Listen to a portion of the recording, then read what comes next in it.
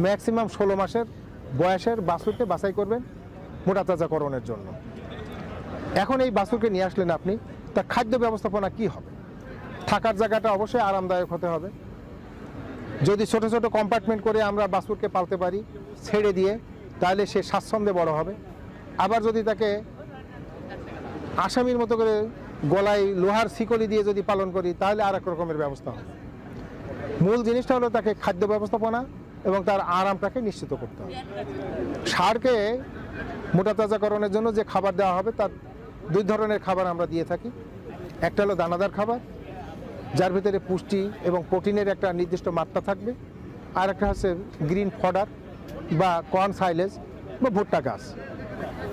আমরা যে সমস্ত দানাদার খাবার খাওয়াই, এর ভিতরে আমরা অনেকগুলো উপাদান দিয়ে খাবারটাকে বানাই। প্রধানত আমরা যে উপাদানটা ব্যবহার করি সেটা হলো গমের ভুসি। এটা 51%